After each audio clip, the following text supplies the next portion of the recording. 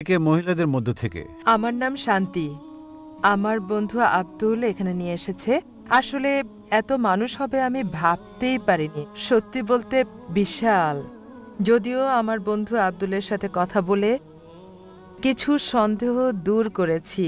এখানে এসে বিশেষ করে আপনার লেকচার শুনে আমি অভিভূত। আর আমি অভিভূত ইসলামের সত্যে। কিন্তু এখানে আপনি নাম দিয়েছেন পিস, কিন্তু পৃথিবীতে এত সংঘাত চলছে, যখনই আপনি শান্তির কথা বলেন আপনাকে এটা খুঁজতে হবে। আপনি কি মনে করেন না সারা পৃথিবীতে এটা বলা দরকার, মানে পৃথিবীর সবাইকে? বোন বললেন যে তিনি ইসলাম সম্পর্কে কিছু জানলেন তার বন্ধুর কাছে। তিনি এই লেকচারে এসে দর্শক দেখে মুগ্ধ আর অভিভূত বিষয়গুলো জেনে আমার বক্তব্যে এবং বললেন আমাদের কি উচিত নয় শান্তির কথা বলা পুরো পৃথিবী জুড়ে, সারা পৃথিবীতে বড় পরিসরে। বোন যদি সত্যি ভালোবাসা নিয়ে আলোচনা, আমার আলোচনায় মুগ্ধ হন, আমি বলবো, আমি অনুরোধ করব আল্লাহর কাছে নিজের ইচ্ছাকে সমর্পণ করার এই ধর্ম গ্রহণ করতে। যদি ঈশ্বরের কাছে নিজের ইচ্ছাকে সমর্পণ করার এই ধর্ম আপনি গ্রহণ করেন, তবেই সত্যিকারের শান্তি পাবেন। ইসলাম এসেছে মূল শব্দ সালাম থেকে, যার অর্থ শান্তি। এটা আরবি মূল শব্দ সিলম থেকেও এসেছে, যার অর্থ নিজের ইচ্ছাকে ঈশ্বরের কাছে সমর্পণ করা। আর সবচেয়ে ভালো উপায় হচ্ছে নিজের ইচ্ছাকে ঈশ্বরের কাছে সমর্পণ করা। অন্যদের কাছে পরে যাব, প্রথমে আমি আপনার প্রতি আগ্রহী বোন সরাসরি, কারণ আপনি প্রশ্ন করেছেন। প্রথমে আমি চাইব আপনাকে শান্তিতে আনতে। তাই আমার অনুরোধ, যদি নিজের ইচ্ছাকে সমর্পণ করার বিধান গ্রহণ করেন এবং শান্তির মধ্যে আপনি আসেন। সারা বিশ্বকে বৃহৎ পরিসরে শান্তির কথা বলা, এটা একটা প্রদর্শনী, একটা সম্মেলন। শান্তি ইসলামের লক্ষ্য। আমরা এমন আয়োজন করে থাকি, আর এটা হলো চতুর্থ আয়োজন। এমন আরেকটা বোম্বেতে 2 মাস আগে হয়েছিল, 23শে নভেম্বর থেকে 2রা ডিসেম্বর পর্যন্ত বোম্বেতে। আর এখানে যা দর্শক দেখছেন, শেষ দিনে অনেক অনেক গুণ বেশি ছিল, 2 লাখের মতো। যদি এই দর্শক আপনাকে আকৃষ্ট করে, হয়তো 10,000 বা 15,000, সেটা ছিল 20 গুণ বেশি বোম্বেতে। আমার শেষ দিনের লেকচারে 2 লাখেরও বেশি। বিষয় ছিল শান্তি মানবতার সমাধান, বা ইসলাম কি মানবতার সমাধান। আর আমি আপনার সঙ্গে একমত, এটা খুবই কম।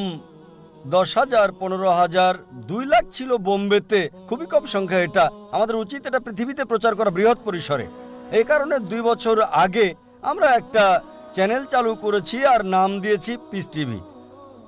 এই পিস টিভি আলহামদুলিল্লাহ গত 2 বছরে এখন পুরো পৃথিবীতে সম্প্রচার হচ্ছে। এশিয়ার সব দেশে, মধ্যপ্রাচ্যে, আফ্রিকা, অস্ট্রেলিয়া, ইউরোপ, উত্তর আমেরিকা, আলহামদুলিল্লাহ। আর এখন এটা পুরো পৃথিবীর 90% কভার করে, দেখতে পারে যদি তারা দেখতে চায়। 75 মিলিয়নের বেশি দর্শক রয়েছে। এটা সবচেয়ে বেশি দর্শক সমৃদ্ধ ইসলামিক চ্যানেল আলহামদুলিল্লাহ। পার্সেন্ট হিসেবে হয়তো মোট জনসংখ্যার 1%-এর কিছু বেশি হবে। সুতরাং আমি শেষ বিচারের দিনে অন্তত এই কথা বলতে পারবো সর্বশক্তিমান ঈশ্বরের কাছে, যে আমরা কমপক্ষে 1% মানুষের কাছে তোমার বার্তা পৌঁছে দিতে পেরেছি। 75 মিলিয়ন। আল্লাহ সুবহানাহু ওয়া তাআলার কাছে দোয়া করি দর্শক বাড়িয়ে দেওয়ার জন্য। কেউ যদি দেখতে চায়, শুধু একটা ডিশ লাগবে, হয়তো 6,000 রুপি, $200-এরও কম। প্রায় পৃথিবীর যে কোনো প্রান্তে আপনি দেখতে পারবেন। সুতরাং আমরা শান্তির বাণী, ইসলামের এই বাণী প্রচার করছি পুরো পৃথিবীতে। আর আমি চাই বোন আপনি এই শান্তির বাণী গ্রহণ করবেন। জি স্যার, ধন্যবাদ। হ্যাঁ, এখন প্রশ্ন করুন বাম দিক থেকে। আমি নন্দগোপাল, পেশায় সাংবাদিক। আমার প্রশ্ন হলো, অধিকাংশ ধর্মে ঈশ্বরের ধারণা আর সাদৃশ্য ইত্যাদি খোঁজার পরেও কেন কোনো শান্তি আসছে না?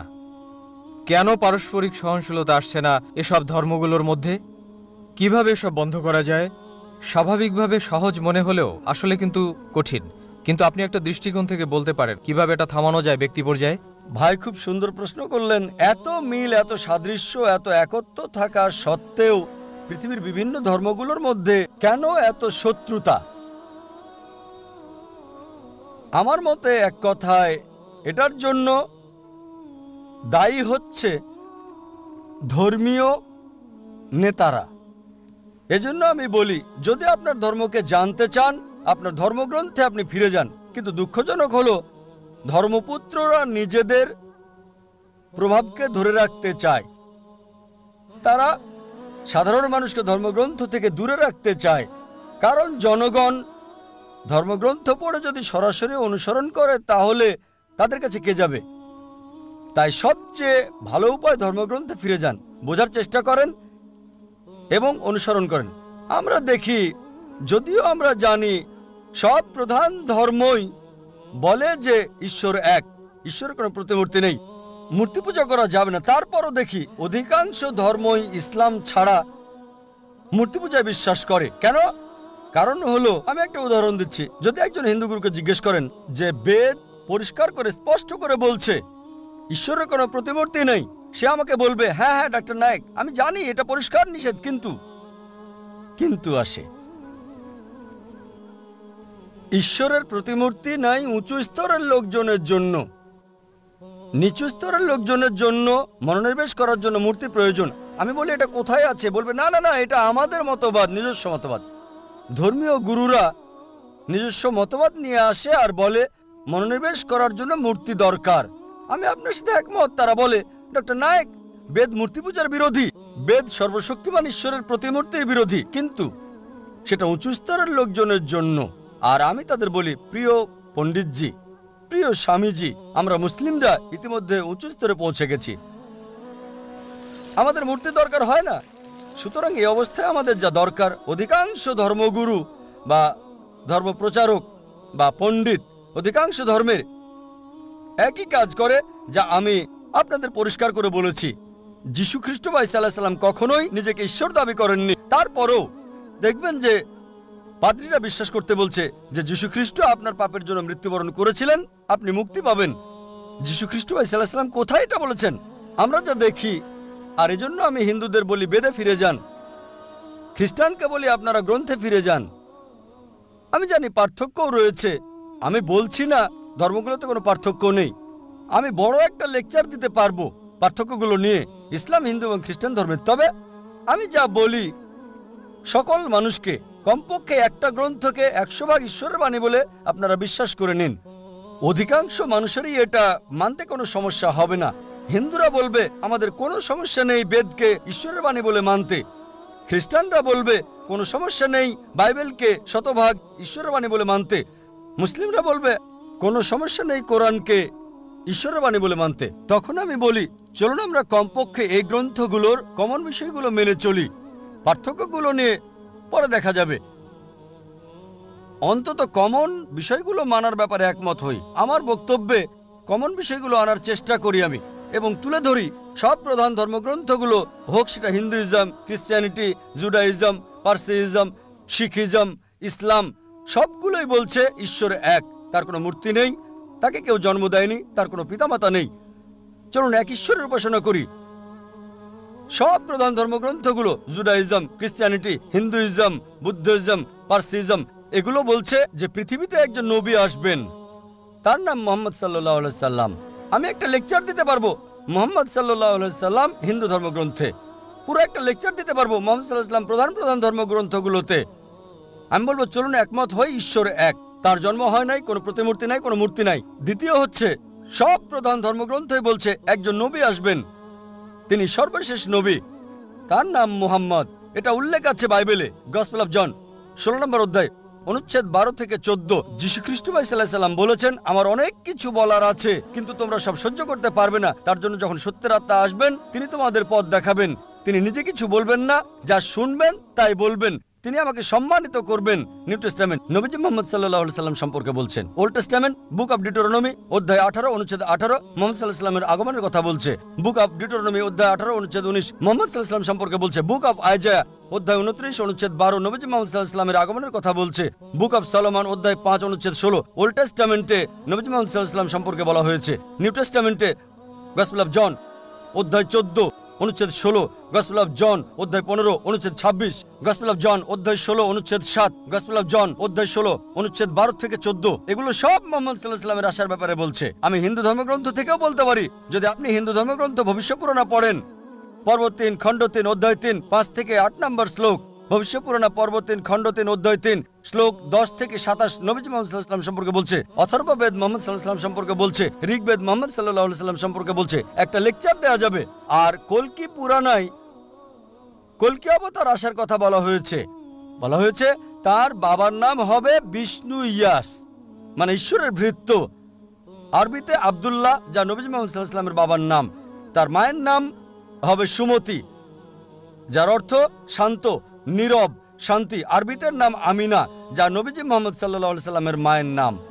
বলা হয়েছে তার জন্ম হবে মাধব মাসের 12 তারিখে, মানে 12ই রবিউল আউয়াল। আরো বলা হয়েছে তার 4 জন সহচর থাকবে, মানে প্রথম 4 খলিফায়ে রাশিদিন। বলা হয়েছে তিনি জন্মগ্রহণ করবেন শান্তির শহর মক্কায়। আরো বলা হয়েছে তার জন্ম হবে মক্কার প্রধান গোত্রে। এভাবে আরো আরো আরো, এটা অন্য কাউকে নয়, সর্বশেষ এবং চূড়ান্ত নবী মুহাম্মদ সাল্লাল্লাহু আলাইহি সাল্লামকে বোঝাচ্ছে। আমি বলি পার্থক্যগুলো দূরে রেখে আসুন একমত হই, যা common. Hinduism, Christianity, Judaism, Parsiism, Buddhism এবং ইসলামে আছে ঈশ্বর এক। তাকে কেউ জন্ম দেয়নি, তার কোনো প্রতিমূর্তি নেই, তারই উপাসনা করা অন্য কারো নয়। সর্বশেষ এবং চূড়ান্ত নবী হলেন মুহাম্মদ সাল্লাল্লাহু আলাইহি সাল্লাম। যদি আপনি কমন বিষয়ে একমত হন, তার ধর্ম মানেন, সবাই এক হয়ে যাব। কিন্তু সেই সব লোক যারা ধর্মের ঠিকাদার মানে ধর্মের প্রচারক, তারা তাদের ক্ষমতা হারাতে চায় না। তাই তারা সাধারণ অনুসারীদের ধর্মগ্রন্থ পড়তে নিষেধ করে। বিশ্বাস করুন, হিন্দুদের ক্ষেত্রে আমার কোনো সমস্যা নেই, কারণ তারা আমাকে ভালোবাসে, সম্মান করে। বিশ্বাস করুন, মানুষ সাধারণত ধর্মের ব্যাপারে কথা বলা পবিত্র মনে করে। আমি এটা পছন্দ করি। আর অমুসলিমরা আমাকে সম্মান করে অনেক ক্ষেত্রে মুসলিমদের চেয়েও বেশি। যখন এয়ারপোর্টে কাস্টমস পার হই, অমুসলিম কাস্টম অফিসার বলে, জাকির নায়েক, যাহা বলিব সত্য বলিব, সত্য বই মিথ্যা বলিব না। সে সত্য বলছে, একেবারেই সত্য, যেহেতু আমি কোর্টে শপথ গ্রহণ করেছি, সুতরাং আমরা যা বুঝি সত্য বলতে হবে। এজন্য আপনার সাথে একমত ভাই। অসহিষ্ণুতার পার্থক্যের কারণ হলো ধর্মীয় ওই গুরুরা, ধর্মীয় নেতারা। এ কারণে আমাদেরকে গ্রন্থগুলো সাদৃশ্য দেখতে হবে, কমন বিষয়ে এক হতে হবে, তাহলে সমগ্র মানব জাতি এক ভ্রাতৃত্বে আবদ্ধ হবে। আশা করি উত্তরটা পেয়েছেন। ধন্যবাদ doctor Zakir Naik. Marriage or divorce? What's Islamic If a ruling? husband wants to give divorce, Solution or problem? Joint family system. Ram to Heaven or hell? Big fat elites have become the norm. You choose. Beauty, wealth, family status, virtue. Decide what you want. Decide your choice. Be sad or be happy. It's your choice. Join Dr. Zakir Naik. দেখুন অর্ধাঙ্গিনী নাতিত্বাঙ্গিনী। হ্যাঁ, এখন আমার বাম দিকের পেছনে mic থেকে একটা প্রশ্ন নিচ্ছি। আমার নাম পাস্কেল। আমি একজন শিক্ষক। আমি একজন খ্রিস্টান। আপনার কথাই বলছি। আপনি ইংরেজি অনুদিত গসপলের সাথে একমত, যা আমরা খ্রিস্টানরা বিশ্বাস করি। আমি এগুলোর উদ্ধৃতি দিচ্ছি। 1 নম্বর, 4টি গসপলে যখন যিশু দীক্ষা নিয়ে বেরিয়ে আসলেন, স্বর্গ থেকে একটা শব্দ হচ্ছিল, এ আমার প্রিয় পুত্র, আমি তার উপর সন্তুষ্ট, তাকে মানো। একইভাবে 2 নম্বরে আছে, মাউন্ট টাবুরে তাকে পবিত্র করা হলো, তার মুখমণ্ডল সূর্যের মতো দেখাচ্ছে, স্বর্গ থেকে শব্দ বেরিয়ে আসছে, এ আমার প্রিয় সন্তান, আমি তার উপর সন্তুষ্ট, তোমরা তার কথা শোনো। অনেক সময় তিনি শয়তানকে তাড়াতেন। তারা মানুষের কাছে এসে বলতো, হে ঈশ্বরের সন্তান, কেন আমাদের অত্যাচার করছো সময়ের আগে? আবার বড় যাজকের সামনে যাজক যখন তাকে বলল, মহাপ্রভুর শপথ, তাকে বললাম, তুমি কি ঈশ্বরের পুত্র? তখন যিশু বলল তুমি এটা বলছো, আর যাজক 5 নম্বর অনুচ্ছেদ বলছে প্রধান যাজক যখন তারা যিশুকে অভিযুক্ত করলো, পিলাতের সামনে বলল এই লোকটি বলছে সে ঈশ্বরের পুত্র, ধর্মমতে সে অভিকে ক্রুশবিদ্ধ করতে চায়। পিলাত এটা জানতেন না, সেজন্য তা যিশুকে ক্রুশে চড়াতে চাইলেন। তাহলে সে নিজেকে ঈশ্বরের পুত্র দাবি করেছিল, যদিও সে সরাসরি বলেনি আমি ঈশ্বরের পুত্র, পরোক্ষভাবে বলেছে। ধরুন আপনি ডাক্তার জাকির নায়েক, আপনি এমবিবিএস ডাক্তার, আর আপনি বললেন হ্যাঁ ভাই আপনি বলেছেন, এর মানে এই নয় আপনি নিজে বলেছেন আমি ডাক্তার জাকির নায়েক এমবিবিএস। একইভাবে যদিও যিশু নিজে বলেননি আমি ঈশ্বরের পুত্র, তিনি সম্মতি দিয়েছেন, সম্ভবত ভদ্রতার খাতিরে তিনি বলেননি আমি ঈশ্বরের পুত্র। আবার আরেকটি উদাহরণ, ভাই আপনার প্রশ্ন ইতিমধ্যে 5টা অনুচ্ছেদের উদ্ধৃতি দিয়েছেন, কোনোটারই রেফারেন্স বলেননি। না না আমি এটার জন্য প্রস্তুত না, তাই আর বলছি না। আমি রেফারেন্সটা বলে দেবো, কোনো সমস্যা নেই, আমি রেফারেন্সটা বলে দেবো, আপনাকে সাহায্য করবো ভাই, আমি আপনাকে সাহায্য করতে চাই ভাই, কোনো সমস্যা নেই। আপনার প্রশ্নটা কি? আপনি কি এই 5টা অনুচ্ছেদ বলে বোঝাতে যাচ্ছেন যিশু ঈশ্বর দাবি করেছিলেন? হ্যাঁ। ঠিক আছে, আমি উত্তর দিচ্ছি। আমার চ্যালেঞ্জ ছিল একটা মাত্র স্পষ্ট বক্তব্য বের করে দেখান পুরো বাইবেল থেকে, যেখানে যীশু খ্রিস্ট ভাই সাল্লাল্লাহু আলাইহি সাল্লাম নিজে বলেছেন আমি ঈশ্বর, অথবা বলেছেন আমার উপাসনা করো, আমি খ্রিস্টান ধর্ম গ্রহণ করতে প্রস্তুত। একটা মাত্র বক্তব্য দেখাতে পারেন নাই স্পষ্টভাবে বলা সম্পূর্ণ বাইবেল থেকে, যেখানে যীশু খ্রিস্ট ভাই সাল্লাল্লাহু আলাইহি সাল্লাম নিজে বলেছেন আমি ঈশ্বর অথবা আমার উপাসনা করো। এখানেই বাইবেল আছে, আর এটা কিং জেমস ভার্সন। যেহেতু আপনি একজন শিক্ষক, আপনি প্যাস্টরও হতে পারেন। আপনি কি প্যাস্টর? না না না, আমি একজন শিক্ষক, আমি খ্রিস্টান ধর্মের একজন প্রকৃত বিশ্বাসী। ঠিক আছে। রেড লেটার নামে এক ধরনের বাইবেল আছে যেখানে যিশুর কথাগুলো লাল করা আছে। আপনি 5টি বিষয় উল্লেখ করেছেন, আর এগুলোকে 2 ভাগে ভাগ করা যায়। প্রথমে আপনি এলোমেলো উদ্ধৃতি দিলেন আর সঠিকভাবে উদ্ধৃতি দিলেন না। যা বলতে চেয়েছেন সেটা আছে গসপেল অফ জন 3 নম্বর অধ্যায় অনুচ্ছেদ 16, বলা আছে ঈশ্বর পৃথিবীকে এত ভালোবাসলেন একমাত্র ঔরসজাত সন্তানকে দিয়ে দিলেন, তোমাদের কেউ যদি তাকে বিশ্বাস করে তার মৃত্যু হবে না, চিরস্থায়ী জীবন পাবে। এটা 4 গসপেলেই নাই, এটা আছে গসপেল অফ জন 3 নম্বর অধ্যায় অনুচ্ছেদ 16। এগুলো লিখে রাখেন, পরে চেক করে দেখবেন। গসপেল অফ জন 3 নম্বর অধ্যায় অনুচ্ছেদ 16, ঈশ্বর পৃথিবীকে এত ভালোবাসলেন যে নিজের সন্তানকে উৎসর্গ করলেন, যে কেউ তার উপর বিশ্বাস করবে সে মরবে না, চিরস্থায়ী জীবন পাবে। আবার আপনি উদ্ধৃতি দিলেন 5বার শেষ দিকে যে যীশু খ্রিস্ট বলেছেন তিনি ছিলেন ঈশ্বরের সন্তান। আপনি বলেছেন, আপনি কি জানেন বাইবেলে ঈশ্বরের পুত্র এ কথাটা অসংখ্যবার বলা আছে। যদি আপনি বাইবেল পড়েন, আদম ছিলেন ঈশ্বরের পুত্র, আল্লাহ তাকে শান্তিতে রাখুন। ইব্রাহিম ছিলেন ঈশ্বরের পুত্র, ইসরাইল ছিলেন ঈশ্বরের পুত্র। আপনি যদি রোমান্স পড়েন 8 নম্বর অধ্যায়ে বলা আছে তারা সকলেই যারা ঈশ্বরের আত্মার দ্বারা পরিচালিত তারা সকলে ঈশ্বরের পুত্র। আপনি যদি ঈশ্বরের দূত হন আপনি ঈশ্বরের পুত্র। যদি আমি ঈশ্বরের দূত হই আমি ঈশ্বরের সন্তান বাইবেল অনুসারে। কিন্তু তারা বলে না না না না না, যীশু খ্রিস্ট স্বাভাবিক সন্তান না, তিনি ঔরসজাত সন্তান। এবার আপনার শেষ প্রশ্ন ঈশ্বরের পুত্রের ব্যাপারে। বাইবেলে অসংখ্য ঈশ্বরের পুত্রের উল্লেখ আছে। আদম ঈশ্বরের পুত্র, ইব্রাহিম ঈশ্বরের পুত্র, ইসরায়েল ঈশ্বরের পুত্র। যারা ঈশ্বরের আত্মার সাহায্যে পরিচালিত তারা ঈশ্বরের পুত্র। কিন্তু খ্রিস্টান মিশনারিরা বলে না না না, যীশু খ্রিস্ট স্বাভাবিক পুত্র না। আসুন আপনার প্রথম প্রশ্নে, তিনি ঈশ্বরের ঔরসজাত সন্তান। তারপর তারা বলে যা আপনি বলেননি, আমি আপনাকে সাহায্য করছি। গসপেল অফ জন 3 নম্বর অধ্যায় অনুচ্ছেদ 16, ঈশ্বরের পৃথিবীকে এত ভালোবাসলেন যে নিজের সন্তানকে উৎসর্গ করলেন, যে কেউ তাকে বিশ্বাস করবে সে মরবে না, চিরস্থায়ী জীবন পাবে। ভাই আপনি কি বিগটন শব্দের অর্থ জানেন? বিগটন শব্দের অর্থটা কি? না। বিগটন শব্দটার অর্থ কি?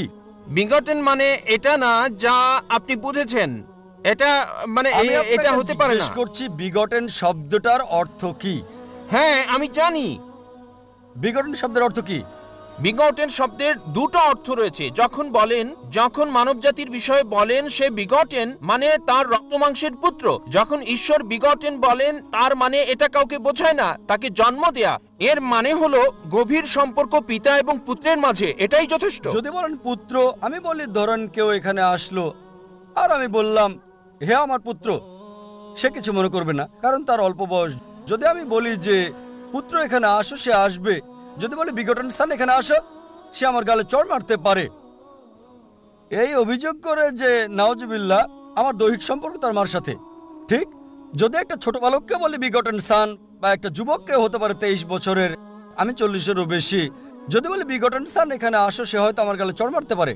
কেন? বিগটন মানে ঈশ্বরের দ্বারা শায়ার, শায়ার মানে নিম্নজাতের প্রাণীর যৌন ক্রিয়া সম্পর্কিত। আর এ কারণে যদি আপনি রিভাইজড স্ট্যান্ডার্ড ভার্সন বাইবেলটা পড়েন, সংস্করণ করেছে 32 জন উচ্চ পদস্থ খ্রিস্টান পণ্ডিত, যাদের সমর্থন করেছে 50টি খ্রিস্টান চার্চ।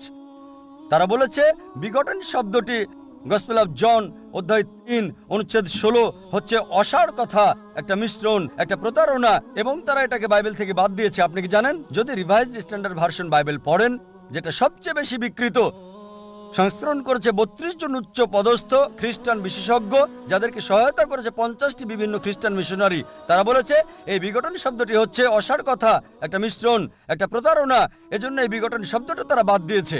সুতরাং যদি বলেন পুত্র, তবে ঈশ্বরের পুত্র আছে বাইবেলে অসংখ্য। সুতরাং আপনার প্রথম এবং শেষ প্রশ্নের উত্তর আমি দিয়েছি। এবার আসুন আপনার দ্বিতীয় এবং তৃতীয় প্রশ্নে। বলেছেন তিনি শয়তানকে তাড়ান, পুরো উদ্ধৃতি দেন। আপনি পুরো বাক্যটা বলেননি, আমি আমার লেকচারে বলেছি। গসপেল অফ ম্যাথিউ অনুযায়ী অধ্যায় 12 28 নম্বর অনুচ্ছেদ তিনি বলেছেন আমি শয়তানকে তাড়িয়ে দিই ঈশ্বরের আত্মার সাহায্যে। গসপেল অফ লুক অধ্যায় 11 অনুচ্ছেদ 20 আমি শয়তানকে তাড়াই ঈশ্বরের আঙুলের সাহায্যে। এখানে বলছে না যে তিনি একা করেন, তিনি এটা করেন ঈশ্বরের সাহায্যে। এর মানে এই নয় যে তিনি ঈশ্বর। এই সবগুলো অনুচ্ছেদ যা আপনি বলছেন স্পষ্ট করে বলছে যে তিনি হচ্ছেন ঈশ্বরের দূত, তিনি নিজে ঈশ্বর ছিলেন না। এ কারণে আমি চ্যালেঞ্জ করেছি আপনি পুরো বাইবেলে একটা মাত্র অনুচ্ছেদ দেখান যেখানে স্পষ্ট করে বলা যীশু খ্রিস্ট বা ঈসা আলাইহিস সালাম নিজে বলেছেন যে আমি ঈশ্বর, বা তিনি বলেছেন আমার উপাসনা করো, আমি খ্রিস্টান ধর্ম গ্রহণ করতে প্রস্তুত আছি। যীশু কোথাও কখনো বলেননি যে শুধু যদি আমি বলি পুত্র এখানে আসো, এর মানে এই নয় যে আমার ঔরসজাত সন্তান। ঠিক একইভাবে যদি আপনি আমাকে বলেন যে আমি আপনাকে ডাক্তার জাকির নায়েক বলে ডাকবো, ঠিক, আর যদি আমি আপত্তি না করি যে না এটা সঠিক হতে পারে, ভুলও হতে পারে, লোকজন বলে ডাক্তার জাকির নায়েক একজন বিশেষজ্ঞ, আমি নিজেকে মনে করি না বিশেষজ্ঞ, আমি একজন জ্ঞানের ছাত্র হিসেবে নিজেকে চিন্তা করি। সুতরাং লোকজন আমাকে যদি বিশেষজ্ঞ বলে আর আমি নীরব থাকি, তার মানে এই নয় যে আমি গ্রহণ করছি। তারা আমাকে বিশেষজ্ঞ হিসেবে বিবেচনা করে, আমি নিজেকে বিবেচনা করি না। সবসময় নিজেকে জ্ঞানের একজন ছাত্র হিসেবে উল্লেখ করে থাকি, তালবে ইলম। সুতরাং আপনি বাইবেল থেকে যা উদ্ধৃতি করেছেন, বাইবেলের যেখান থেকে করেন রেড লেটার হতে হবে। রেড লেটার মানে যীশু খ্রিস্ট বা ঈসা আলাইহিস সালামের কথা। একটা মাত্র বক্তব্য দেখান, স্পষ্ট অনুচ্ছেদ, পরিষ্কার করে বলা পুরো বাইবেল থেকে যেখানে যীশু খ্রিস্ট বা ঈসা আলাইহিস সালাম নিজে বলেছেন যে আমি ঈশ্বর বা আমার উপাসনা করো, আমি খ্রিস্টান ধর্ম গ্রহণ করতে প্রস্তুত। ডাক্তার জাকির নায়েক, আমার নাম নারেশ। বিকম পাশ করেছি আমি, আর ফিল্ম ইন্ডাস্ট্রিতে চাকরির চেষ্টা করছি। আর আমার প্রথম প্রশ্ন হলো মানব বিবর্তন নিয়ে। মানব বিবর্তন নিয়ে কোরআন কি বলছে? কারণ একজন মানুষ স্বাভাবিকভাবে চিন্তা করুন, আদম এবং ইভ প্রথম মানুষ, মানে মানব বিবর্তনের কারণ। যদি সেই দিক থেকে ভাবেন, এখন আদম আর ইভ তিনি আমাদের আদি আদি আদি আদি পিতা, আর বলতে পারি আমরা পুত্র আর কন্যার ন্যায় তাদের। তাহলে কিভাবে আমরা নিজেরা আপন ভাই বোনদেরকে বিয়ে করছি? ভাই প্রশ্ন করলেন যে বিবর্তন সম্পর্কে কোরআন কি বলছে। আমরা এসেছি একটি কমন উৎস, আদি আদি আদি পিতামাতা আদম ইভ থেকে। তিনি বিবর্তনবাদ সম্পর্কে বলছেন না, এটা সৃষ্টি সম্পর্কে। ভাই আমি একজন মেডিকেল ডাক্তার, MBBS পাশ করেছি। যখন বিবর্তন সম্পর্কে আপনি বলেন বিবর্তন তত্ত্বের, তখন ডারউইনের তত্ত্ব আপনি ভাবতে থাকেন। ঠিক, আমরা বানর থেকে এসেছি। যদি প্রশ্ন এটা হয় তবে আমার ভিডিও ক্যাসেট দেখতে পারেন, কোরআন ও আধুনিক বিজ্ঞান, সেখানে বিস্তারিত বলেছি যে সেই থিওরিটা ভুল প্রমাণিত হয়েছে, ডারউইনের থিওরি। আপনার প্রশ্ন হলো যদি আমাদের উৎস হয় একই আদি আদি আদি পিতামাতা আদম এবং ইভ, তবে কিভাবে আমরা ভাই বোনের মাঝে বিবাহ দেই? এটা আপনার প্রশ্ন। ঠিক, এটা বানরের সাথে সংশ্লিষ্ট না, নয়। এটা বানরের সাথে সংশ্লিষ্ট। বানরের প্রশ্নে কোরআন এবং আধুনিক বিজ্ঞান দেখতে পারেন। আল্লাহ বলেন পবিত্র কোরআনের সূরা হুজরাতের 49 নম্বর সূরা 13 নম্বর আয়াতে, ইয়া আইয়ুহান নাসু ইন্না খালাকনাকুম মিন যাকরিন ওয়া উনসা ওয়া জালনাকুম শুউবান ওয়া কাবাইলা লিতাআরাফু ইন্না আক্রামাকুম ইনদাল্লাহি আতকাকুম ইন্নাল্লাহু আলিমুন খাবীর। হে মানব জাতি, আমি তোমাদের সৃষ্টি করেছি এক জোড়া পুরুষ এবং নারী থেকে। আদম এবং ইভের কথা বলছে, আল্লাহ তাদের শান্তিতে রাখুন। হে মানব জাতি, আমি তোমাদের সৃষ্টি করেছি এক জোড়া নারী এবং পুরুষ থেকে, এবং তোমাদেরকে বিভক্ত করেছি জাতি ও গোত্রে, যাতে তোমরা একে অপরকে চিনতে পারো, একে অপরকে মন্দ বলবে না। আল্লাহ তাআলার কাছে সেই বেশি সম্মানিত যার তাকওয়া বেশি, খোদাভীরুতা আছে। এবার আপনার প্রশ্নে আসি, যদি আমরা একই উৎস আদি আদি আদি পিতামাতা থেকে আসি, তবে কিভাবে আমরা ভাই বোনদের বিয়ে করছি? এখন বিজ্ঞান আমাদের বলে, যদি আপনি আপনজন ভাই বোন বিয়ে করেন তবে জেনেটিক সমস্যাটা খুব বেশি দেখা দিতে। এ কারণে ইসলাম সহ অন্যান্য প্রধান ধর্মগুলোতেও আপনজন ভাই বোনের মধ্যে বিয়ে করাটা একেবারে নিষিদ্ধ। আপনজনকে বিয়ে করা এটা নিষিদ্ধ। কোরআন বলছে সূরা নিসা 4 নম্বর সূরা 22, 23, 24 নম্বর আয়াতে বলা হয়েছে, তোমাদের জন্য বিয়ে নিষিদ্ধ তোমাদের মাকে, তোমাদের ফুফুকে বিয়ে করতে পারবে না, তোমাদের খালা, আপন বোনকে বিয়ে করা বৈধ নয়। এভাবে আপনদের নাম বলা হয়েছে, একেবারে রক্তের কেউ। এটা কোরআন নিষিদ্ধ করেছে, অনেক ধর্মই নিষিদ্ধ করেছে। এবার চলুন আত্মীয়দের মাঝে বিয়ে করার বিষয়ে একটু জেনে দেখি। এটা ইসলাম নিষিদ্ধ করে না। তৃতীয়, চতুর্থ, পঞ্চম স্তরে অধিকাংশ ধর্ম নিষিদ্ধ করে না, কিন্তু কিছু ধর্ম আপন চাচাতো ভাই বোনের মধ্যে নিষিদ্ধ করেছে। বর্তমান সময়ে বিজ্ঞান আমাদের বলে যে যদি আপনজনদের মধ্যে বিয়ে হয় তাহলে ভাই বোন, ফুফু, খালা, জেনেটিক সমস্যার সম্ভাবনা অনেক বেশি থাকবে। আর যদি এমন হয় যে চাচাতো ভাই বোনের মধ্যে, তখন সম্ভাবনাটা কম থাকে, তবে আছে। তৃতীয়, চতুর্থ আর পঞ্চম স্তরে কোনো সমস্যা নেই। যদি আপনি অপরিচিত কাউকে বিয়ে করেন, সম্পর্কের বাইরের কাউকে, অপরিচিতদের মধ্যে, তারপরও জেনেটিক সমস্যা হতে পারে, এটা অন্য বিষয়, কিন্তু হতে পারে। সুতরাং কোরআনের এই আয়াত যেটা বলছে আদম এবং ইভ আমাদের সবার আদি আদি উৎস, এর জন্য আমরা সবাই মানবজাতি, ভাই ভাই। ইয়া আইয়ুহান নাস, আমরা সবাই মানুষেরা ভাই ভাই। এই মানবতার ভাই ভাই হিসেবে যদি নিয়ম মেনে বিয়ে করা হয় তাহলে কোনো সমস্যা নাই। আমি আপনার সাথে একমত, যদিও সব মানুষই আপনার ভাই বোন হতে পারে, তৃতীয়, চতুর্থ, পঞ্চম, দশম, শত শত, হাজার হাজার, লক্ষ লক্ষ, যাই হোক, আমরা হচ্ছে একটা বড় পরিবার, কিন্তু তাদেরকে বিয়ে করতে কোনো নিষেধ নাই, এমনকি বৈজ্ঞানিকভাবেও কোনো সমস্যা নাই। শুধু আপনজনদের মাঝে বিয়ে করলে আপন ভাই বা আপন ফুপু, আপন খালা, জেনেটিক সমস্যার সম্ভাবনা রয়েছে, কিন্তু অন্যদের ক্ষেত্রে নাই। তাই আমি আপনার সঙ্গে একমত, আমরা সবাই মানবজাতি, মানুষ হিসেবে ভাই ভাই, তবে তাদের বিয়ে করতে সমস্যা নাই, ইসলামে নিষেধ নাই, এমনকি বিজ্ঞানও সমর্থন করে। আশা করি আপনার উত্তরটা পেয়েছেন। পুরস্কার, যে ব্যক্তি তাগুতকে অস্বীকার করলো, উদারতা, ইবাদত ওই বিষয়েই করব আমি যে বিষয়ে মুহাম্মদ সাল্লাল্লাহু আলাইহি সাল্লাম শরীয়ত হিসাবে প্রবর্তন করেছেন। ভালো খবর, তারা এই পৃথিবীতে এবং কিয়ামতের মাঠে নিরাপত্তা পেয়ে গেল। ওহুম মুহতাদুন, তারাই হলো হেদায়েত প্রাপ্ত। মুজাফফর বিন মুহসিন, তোমরা শক্ত করে ধরো হাবলুল্লাহটাকে, এটাই হলো ইসলাম, এটাই হলো দ্বীন, এটাই হলো শরীয়ত। মুমিনদের জন্য যা মহান আল্লাহ পছন্দ করেন। দেখুন শরিয়াতের মর্যাদা। এখন একটা প্রশ্ন নিতে পারি আমার বাম দিকের ভাই থেকে? আমি মিস্টার রবীন্দ্রন, একজন সমাজকর্মী। আমি পিস অর্গানাইজেশনকে ধন্যবাদ জানাই এবং বন্ধু এরিয়ার ইঙ্গারকে। আমি ইতিমধ্যে বিষয়গুলো উল্লেখ করেছি আমার জার্নালে সর্বশক্তিমান এক ঈশ্বর প্রসঙ্গে। আমার একটি প্রশ্ন, ইসলামের অলৌকিকত্ব কি? যেমন সং অব সলোমন 5 অধ্যায় 16 অনুচ্ছেদে আছে। আমি জানতে চাই, অনেক ধর্মই অলৌকিক অলৌকিক বলে থাকে, তাই আমি ইসলামের অলৌকিকত্ব জানতে চাই। ভাই প্রশ্ন করলেন যে ইসলামের অলৌকিকত্ব কি, আর উদ্ধৃতি দিলেন সং অব সলোমন 5 অধ্যায় 16 অনুচ্ছেদ। সং অব সলোমন হলো বাইবেলের অংশ। সং অব সলোমন বাইবেলের ওল্ড টেস্টামেন্টে আছে, হিব্রুতে আছে। হিক্কুম মুতাকিম বিকুল্লি মুহাম্মাদিম জাইদুদি জাইরাই বাইনা জেরুসালাম। এটা হিব্রু ধৃতি, আমি মূল থেকে বলছি কারণ অনুবাদ ভুল হতে পারে। হিক্কুম মুতাকিম বিকুল্লি মুহাম্মাদিম জাইদুদি জাইরাই বাইনা জেরুসালাম, যার অর্থ সে অতি মনোরম, সে প্রশংসিত, সে আমার প্রিয়, হে ইসরায়েলের সন্তানেরা। মূল থেকে বলছি কেন, কারণ মূল শব্দটা হচ্ছে মুহাম্মাদিম। হিব্রু ভাষায় ইমযুক্ত করা হয় সম্মান বোঝাতে গিয়ে। মুহাম্মাদের সাথে ইমযোগ করলে হবে মুহাম্মাদিম, যেমন এল্লো মানে ঈশ্বর, এলোহিম ঈশ্বরের প্রতি সম্মান বোঝায়। আর বাইবেলের অনুবাদের মধ্যে এই প্রপার নাউন মুহাম্মাদের অনুবাদ করেছেন অতি মনোরম, কিন্তু সং অব সলোমন অধ্যায় 5 অনুচ্ছেদ 16তে সর্বশেষ ও চূড়ান্ত নবী মুহাম্মদ সাল্লাল্লাহু আলাইহি সাল্লামের আগমন সম্পর্কে তার নাম সহ বলা হয়েছে। এবার আসি আপনার প্রথম প্রশ্নে, ইসলামের অলৌকিকত্ব কি? ইসলামের অনেক অলৌকিকত্ব রয়েছে। যদি সহিহ হাদিস পড়েন, সেখানে 300-রও বেশি অলৌকিকত্বের কথা উল্লেখ আছে যেগুলো নবীজি করেছিলেন। তবে যে অলৌকিকত্ব নিয়ে গর্ব করি তা হচ্ছে পবিত্র কোরআন। এটা হচ্ছে ইসলামের অলৌকিকত্ব। অন্য সব অলৌকিকত্ব আমরা বিশ্বাস করি, যেমন মুসা আলাইহিস সালাম সমুদ্র 2 ভাগ করেছিলেন, যীশু খ্রিস্ট আলাইহিস সালাম মৃতকে জীবিত করতেন।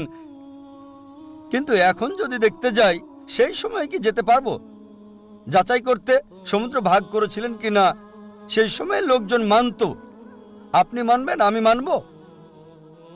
একই কথা অবিশ্বাসীদের ক্ষেত্রে অতীতে ফিরে যেতে পারবে না আর যাচাই করতে পারবে না মুসা আলাইহিস সালাম সমুদ্রকে 2 ভাগ করেছিলেন কিনা, যিশু মৃতকে জীবিত করেছিলেন কিনা, নবীজি মুহাম্মদ সাল্লাল্লাহু আলাইহি সাল্লাম চাঁদকে ভাগ করেছিলেন, কিন্তু সেই সময়ে যেতে পারবেন না। একটা অলৌকিকত্ব যেটা সেই সময়ের জন্য ছিল, এই সময়ের এবং শেষ সময় পর্যন্ত পবিত্র কোরআন। এটা অলৌকিকের অলৌকিক।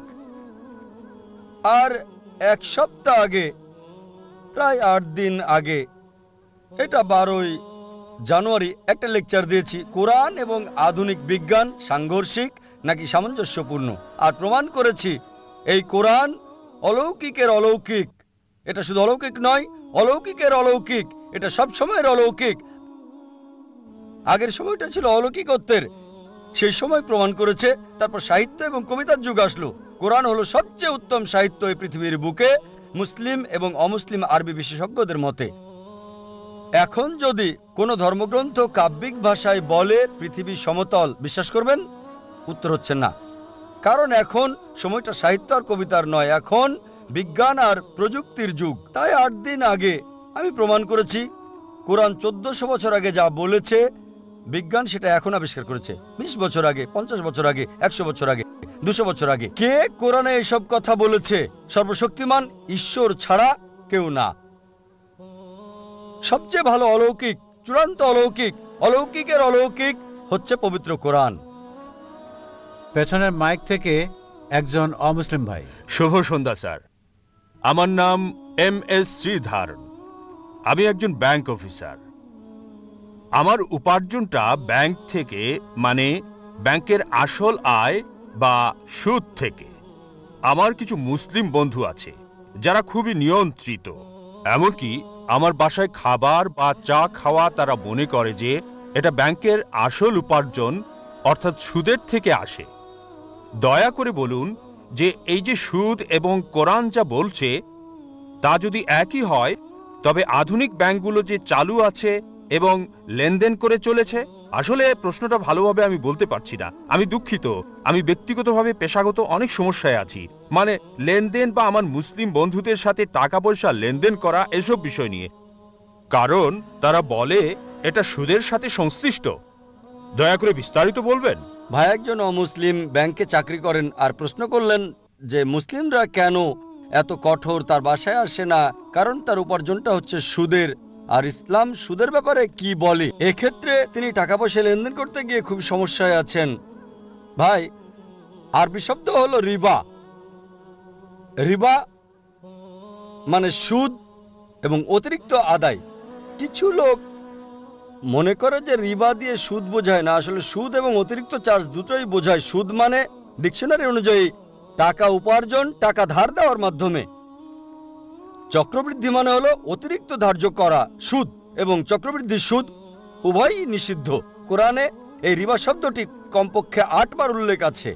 সূরা আল ইমরান 3 নম্বর অধ্যায় 130 নম্বর আয়াত, সূরা নিসা 4 নম্বর অধ্যায় 161 নম্বর আয়াত, সূরা বাকারা 2 নম্বর অধ্যায় 275 নম্বর আয়াত 3 বার, সূরা বাকারা 2 নম্বর অধ্যায় 276 নম্বর আয়াত, সূরা বাকারা 2 নম্বর অধ্যায় 278 ও 279 নম্বর আয়াত। আমি শুধু শেষ আয়াতটা বলছি, সূরা বাকারা 2 নম্বর অধ্যায় 278 ও 279 নম্বর আয়াত, যে যদি তোমরা চক্রবৃদ্ধি সুদ এবং সুদ পরিত্যাগ না করো তবে যুদ্ধের ঘোষণা করো আল্লাহ এবং রাসূলের প্রতি।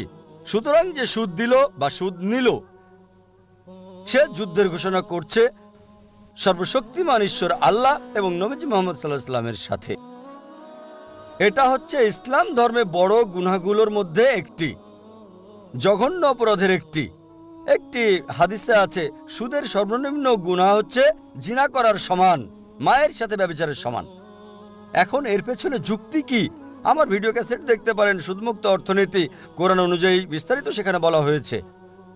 যুক্তি দিয়ে যদি আপনাকে প্রমাণ দিতে হয় ইসলামে সুদ কেন হারাম, কয়েক ঘন্টা সময়ের দরকার হবে। এখন সম্ভব নয়, কিন্তু সংক্ষেপে বলতে গেলে কেন সুদ নিষিদ্ধ, কারণ এটা ধনীকে আরো ধনী করে এবং গরিবকে আরো গরিব করে। এছাড়াও অনেক ক্ষতিকারক দিক রয়েছে, যেমন আপনি জানেন 80-র দশকে অধিকাংশ ব্যাংক জুয়ার কেন্দ্র প্রতিষ্ঠা করেছিল, মদের বার ইত্যাদি প্রতিষ্ঠা করেছিল। আর ইসলামে আমরা মুনাফা এবং ক্ষতি বন্টনে বিশ্বাস করি। এখন দেখুন, আপনি একজন ব্যাংকার, সবচেয়ে বেশি লোন পায় সবচেয়ে ভালো কোম্পানি। সুদ চালু করেছে, এই ব্যাংকিং ব্যবস্থা চালু করেছে রাজা পঞ্চম জর্জ। রাজা পঞ্চম জর্জ আসল দায়ী হচ্ছে সে। অতীতে এমনটা ছিল না, কিন্তু বর্তমানে ধনীরা আরো ধনী হচ্ছে। একজন দরিদ্র লোক লোন তুলতে গেলে তার জন্য খুবই কঠিন। দেখা হয় তার কি কি সম্পদ আছে, তার উপার্জন কত। এজন্য একজন দরিদ্রের পক্ষে লোন পাওয়া খুবই কঠিন। আর যদি আপনি বড় বড় কোম্পানিগুলো দেখেন, সবচেয়ে বড় কোম্পানি তারা শর্তমুক্ত কোম্পানি। এজন্য এখন আমরা দেখছি স্টক তালিকা হচ্ছে। জানেন অনিল আম্বানি, তিনি রিলায়েন্স পাওয়ার চালু করেছেন। কতগুলো? 1.1 লাখ কোটি। যা প্রত্যাশা করেছিল তার চেয়ে শতগুণ বেশি পেয়েছে। কোনো ব্যাংকই তাকে এত টাকা দিতে পারবে না। তিনি কি করেছিলেন? তিনি চালু করেছেন স্টক। স্টকটা কি? এটি ইসলামিক পদ্ধতি, লাভ লোকসান বন্টন, ঠিক? আর সুদ এটা হারাম, কারণ অনেক নেতিবাচক দিক আছে। ইসলামে মুনাফা এবং লোকসান সমবন্টনে বিশ্বাস করি। আপনি শেয়ার কিনেছেন, কোন কোম্পানির শেয়ার কিনলেন, যদি লাভ হয় আপনি লাভ পাবেন, যদি লোকসান হয় আপনাকে বহন করতে হবে। নির্দিষ্ট করা নয় 8%, 9%। অনেকে এইভাবে অনেক টাকা পায়। আর তারা যেটা করে তা হলো শেয়ার ছাড়ে। যদি আপনি শেয়ার কেনেন হালাল কোনো কোম্পানির, যেটা মদের কোম্পানি নয়, ব্যাংক নয়, বা কোনো হারাম কর্মকাণ্ডের নয়, তবে সেটা বৈধ। সুতরাং আমরা ইসলামে লাভ লোকসান বন্টনে বিশ্বাস করি। অনিল আম্বানি চালু করেছেন, প্রত্যাশার চেয়ে শতগুণ বেশি পেয়েছেন, ঠিক? 1.1 লাখ কোটি একই সময়ে পেয়েছে, প্রত্যাশার চেয়ে 10 গুণ বেশি। কেন? লোকজন ভাবছে যদি অনিল আম্বানির সাথে বিনিয়োগ করি নির্দিষ্ট পরিমাণে 8, 9 বা 10% পাবো না, হয়তো পাবো 20, 30 বা 50%। আপনি জানেন যেহেতু আপনি ব্যাংকার, যৌথ ফান্ডে জিএম বেসিক 1 নম্বর 116% এক বছরে। এ কারণে ইসলামে আমরা লাভ লোকসান বন্টনে বিশ্বাস করি। আর এজন্যই রিবা, নির্দিষ্ট সুদ, নির্দিষ্ট টাকা ধার দেওয়ার মাধ্যমে নির্ধারিত পরিমাণ উপার্জন হারাম। বিস্তারিত জানতে আমার ভিডিও ক্যাসেট দেখতে পারেন। কোরআনের বর্ণনায় সুদমুক্ত অর্থনীতি। এ কারণে যদি আপনি আপনার ব্যাংকে প্রচলিত ব্যবস্থা থেকে ইসলামিক ব্যবস্থায় রূপান্তর করেন, ইনশাল্লাহ আপনি মুসলিম কাস্টমার পাবেন, ইনশাল্লাহ। আর এখন ভারত সরকার, আরবিআই, অর্থমন্ত্রী পুরোপুরি ইসলামিক ব্যাংকের জন্য অনুমোদন দিচ্ছেন না, কিন্তু লোকজন তার কাছে যাচ্ছে। আমি নিজে মিস্টার চিদাম্বরমের সঙ্গে কথা বলেছি যখন তিনি সৌদি আরবে ছিলেন। আর খুবই সম্ভাবনা আছে মনমোহন সিং, আমাদের প্রধানমন্ত্রী, তিনি আগে অর্থমন্ত্রী ছিলেন, অর্থনীতি ভালো বোঝেন। খুবই সম্ভাবনা রয়েছে ইনশাল্লাহ, ইনশাল্লাহ তিনি প্রধানমন্ত্রীর সঙ্গে বিষয়টা পর্যালোচনা করেছেন, মনমোহন সিং এবং অর্থমন্ত্রী মিস্টার চিদাম্বরম। খুবই সম্ভাবনা আছে যে অতি শীঘ্রই আমরা একটা ইসলামিক ব্যবস্থা পাবো। আর আপনি কোনো ইসলামিক ব্যাংক দেখে তাতে যুক্ত হন। এ কারণে আপনি দেখবেন সিটি ব্যাংক ইসলামিক ব্যাংকিং চালু করেছে, HSBC ইসলামিক ব্যাংকিং চালু করেছে, অধিকাংশ আন্তর্জাতিক ব্যাংকেই ইসলামিক ব্যাংকিং চালু করেছে। কেন? কারণ তারা দেখেছে তারা অধিক মুনাফা পাবে এবং গ্রাহকদেরও বেশি মুনাফা দিতে পারবে। এটা ইসলামিক। সুতরাং যদি আমরা শরিয়া মানি, পবিত্র কোরআন এবং সহিহ হাদিস মানি, আপনি উপার্জন করতে পারবেন, অন্যকেও সুযোগ করে দিতে পারবেন। আশা করি উত্তরটা পেয়েছেন। একটি পরিকল্পিত আলোচনা, জন্ম নিয়ন্ত্রণ চিন্তাধারা কতটা ইসলামের সাথে সংগতিশীল, মানবতার কল্যাণের জন্য। তারা নিজ দেশে বলছে সন্তান বাড়াও, অপরদিকে মুসলিম দেশগুলিতে জনসংখ্যা কমানো যায় এর পুরস্কার ঘোষণা করছে। উন্নতি সাধনের জন্য কোরআন হাদিসের জ্ঞান মানুষের যখন থাকে না, তখনই মানুষ এই পদক্ষেপ নেয়। এটার অনেকগুলো দিক রয়েছে। ডক্টর আব্দুল্লাহ জাহাঙ্গীর, আব্দুর রাজ্জাক বিন ইউসুফ, শেখ শাহিদুল্লাহ খান মাদানী, মুফতি কাজী মোহাম্মদ ইব্রাহিম, জাহাঙ্গীর আলম। সর্বশেষ ও চূড়ান্ত ধর্ম ইসলাম। রিজিক দাতা মাতাও নন, পিতাও নন। মুসলমানের একটা আস্থা, বিশ্বাস, গোটা বিশ্বের তিনি রব। আল্লাহ তাআলা মানব জাতিকে সৃষ্টি করেছেন, এর মূল ইউনিট হলো পরিবার। বোঝেন জীবনের বার্তা, জ্ঞানগর্ভ আলোচনার মঞ্চ। প্রশ্ন নেব, যদি এখানে কোনো অমুসলিম বোন না থাকে, ওদিকে অমুসলিম ভাই অপেক্ষা করছে। হ্যাঁ, একটা প্রশ্ন অমুসলিমদের পক্ষ থেকে। এক সময় সে আমার প্রতিবেশী ছিল, সে সব সময় জিজ্ঞেস করত। বলুন বোন। আসসালামু আলাইকুম, আমার নাম হুসনা, আমি গৃহিণী। আমার প্রশ্ন হলো, মানে আমার প্রতিবেশীর প্রশ্ন, প্রত্যেক মুসলিমই কোরআন অনুসরণ করে সারা পৃথিবীতে, তাহলে কেন এতগুলো দল? আমার প্রতিবেশী সবসময় জিজ্ঞেস করত, আরো বলতো, কেন তোমরা বলো এক আল্লাহ? কারণ অনেক দলই আছে যারা বলছেন নামাজ আদায় করার সময় মাথা ঢাকার দরকার নাই, আর যেমন প্রথম আঙ্গুল নাড়ানো ইত্যাদি ইত্যাদি। বোন প্রশ্ন করলেন যে তার প্রতিবেশী বলছে যদি সব মুসলিম কোরআনে বিশ্বাস করে, একই গ্রন্থে বিশ্বাস করে, তাহলে এতগুলো দল কেন, বিভক্তি কেন? উত্তর দেওয়া হয়েছে পবিত্র কোরআনের সূরা আল ইমরান অধ্যায় 3 আয়াত 103, ওয়াতাসিমু বিহাবলিল্লাহি জামিআ ওয়া লা তাফাররাকু। আল্লাহর রজ্জুকে শক্ত করে ধরো এবং বিভক্ত হও না। আল্লাহর রজ্জু হলো পবিত্র কোরআন। মুসলিমদের উচিত আল্লাহর রজ্জুকে শক্ত করে ধরা এবং বিভক্ত না হওয়া। যদি বিভক্তির ব্যাপারে বলেন, আল্লাহ বলেছেন সূরা আনাম অধ্যায় 6 আয়াত নাম্বার 159, হে নবী, কেউ যদি ইসলামে দল উপদল তৈরি করে তার ব্যাপারে তোমার কিছু করার নেই। তাই বিভক্তি হচ্ছে ইসলামে হারাম। আমাদের সবার লেভেল একটাই, সেটা মুসলিম।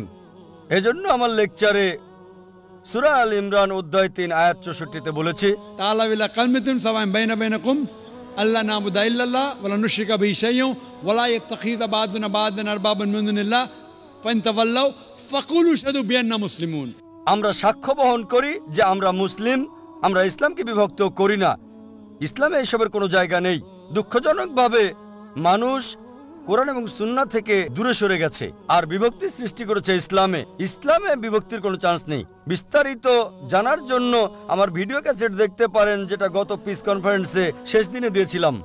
মুসলিম উম্মার ঐক্য এই বিষয়ে সেখানে ভালোভাবে বলা হয়েছে। আশা করি উত্তরটা পেয়েছেন। এখন আমরা শেষ প্রশ্নটি নিচ্ছি অমুসলিম ভাই থেকে। প্রথমে আমি আমার পক্ষ থেকে আন্তরিক বিনীত সম্মান জানাচ্ছি বিশ্বাসের ভাইয়ের চেয়ে মানবতার ভাইকে সুযোগ করে দেওয়ার জন্য। এটা আমার স্বাভাবিক বিনয়, আন্তরিক কৃতজ্ঞতা। আমি এটা খুবই পছন্দ করি। আমার প্রশ্ন হলো, এক পৃথিবী সত্য, সবাই এটাতে একমত। এক ঈশ্বর, আমার মনে হয় সব মানুষ ধীরে ধীরে এটাও মানছেন। সুতরাং বহু ঈশ্বর যখন ছিল, অনেক ধর্ম সেখানে ছিল। আমার মনে হয় ঈশ্বর চান যে আগের মতো, যেমন অতীতে এক ঈশ্বর ছিল, এক পৃথিবী ছিল আর এক ধর্ম। একজনের কাছ থেকে এসেছি, তবুও অনেক ঈশ্বর, অনেক ধর্ম। ঈশ্বর সেটাই চাচ্ছেন আমাদেরকে সেখানে ফিরিয়ে নিতে, যেখানে এক ঈশ্বর, এক পৃথিবী, এক ধর্ম। আপনি কি মনে করেন এটা ঈশ্বর দ্বারা প্রতিষ্ঠিত হবে নাকি মানুষ দ্বারা? আমার দ্বিতীয় প্রশ্ন হলো, আমিষ এবং নিরামিষ ভোজী কোনটা উত্তম? ভাই দুটো প্রশ্ন করলেন। প্রথমটা হলো, আগে এক ঈশ্বর, এক ধর্ম, এক পৃথিবী ছিল, এখন এক পৃথিবী, বহু ঈশ্বর, অনেক ধর্ম। কিভাবে এক ঈশ্বর, এক পৃথিবী, এক ধর্মে আমরা ফিরে যেতে পারি? এটা আরও এমন পিস এক্সিবিশন, এমন আরও কাজ, এমন আরও আলোচনার মাধ্যমে এটা হতে পারে। প্রধান ধর্মগুলোতে ঈশ্বরের ধারণা। আর আমাদের শুধু এরকম আলোচনা করলেই হবে না, আলোচনার পর মানুষকে এটা বাস্তবায়ন করতে হবে। আপনার কাছে আমার অনুরোধ ভাই, এটা বাস্তবায়ন করুন যে ঈশ্বর এক, ধর্ম একটাই, ঈশ্বর কেবল একজনই, তাকে কেউ জন্ম দেয়নি, তার কোনো প্রতিমূর্তি নেই। এই এক ধর্ম, সর্বশক্তিমান ঈশ্বরের কাছে নিজের ইচ্ছাকে সমর্পণ করার এই ধর্ম গ্রহণ করুন। এই ধর্ম গ্রহণ করেন। যদি মানেন ঈশ্বর একজন, তার কোনো প্রতিমূর্তি নেই, কেউ তাকে জন্ম দেয়নি, তিনি স্বয়ংসম্পূর্ণ, তাহলে আমরা সবাই এক হতে পারবো। অন্যথায় শুধু আলোচনা করলেই হবে না, মানুষকে সত্য গ্রহণ করতে হবে, এর বাস্তবায়ন করতে হবে। তাই আমার অনুরোধ ভাই, আপনি শান্তি এবং সর্বশক্তিমান ঈশ্বরের একত্বের এই ধর্ম গ্রহণ করুন, নিজের ইচ্ছাকে সর্বশক্তিমান ঈশ্বরের কাছে সমর্পণ করুন। আপনার দ্বিতীয় প্রশ্নে আসি, কে উত্তম, একজন আমিষভোজী নাকি নিরামিষভোজী? আমি বলবো এটা কোনো পার্থক্য তৈরি করে না একজন আমিষভোজী না নিরামিষভোজী। যে ব্যক্তি ঈশ্বরের ইচ্ছা গ্রহণ করে সেই হচ্ছে উত্তম মানুষ, হোক সে আমিষভোজী বা নিরামিষভোজী। ইসলামে এটা জরুরি না যে কাউকে নিরামিষভোজী হতেই হবে। আমার বিতর্ক আলোচনায় বলেছি আমিষভোজী হয়ে একজন ভালো মুসলিম হতে পারে, নিরামিষভোজী হওয়া ইসলামে জরুরি না।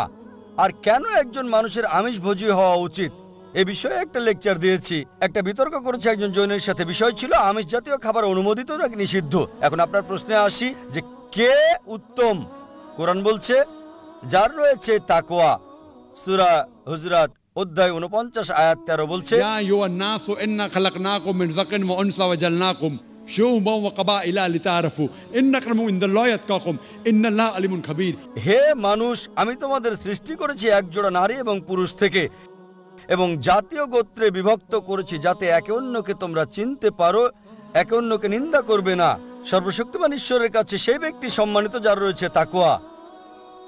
সুতরাং একমাত্র পথ হচ্ছে উত্তম হওয়ার, যার রয়েছে তাকওয়া, আত্মসমর্পণ, আল্লাহ তাআলার ভয়। অন্যথায় আমিষ খেলেও যতক্ষণ সর্বশক্তিমান ঈশ্বরের নির্দেশের মধ্যে থাকবেন আপনার পাপ হবে না। আমি প্রমাণ করব হিন্দু গ্রন্থ থেকে, খ্রিস্টানদের বাইবেল থেকে, পাশাপাশি কোরআন থেকে। সুতরাং মূল কথা হচ্ছে সেই উত্তম যার রয়েছে তাকওয়া, যার ভয় আছে, খোদাভীরুতা আছে। আশা করি উত্তরটা পেয়েছেন। ওয়া আখিরু দাওয়ানা আলহামদুলিল্লাহি রাব্বিল আলামিন। ধন্যবাদ সবাইকে। সুন্দর দর্শক সমাগম হয়েছে এই চেন্নাইয়ে। ধন্যবাদ সবাইকে। আল্লাহ তাআলা আমাদেরকে উত্তম প্রতিদান দিন। আমার প্রিয় ভাই বোনেরা, আমি আল্লাহ সুবহানাহু ওয়া তাআলাকে ধন্যবাদ জানাই এই সুন্দর সুযোগ দেওয়ার জন্যে। এই সুযোগ সবার ক্ষেত্রে আসে না।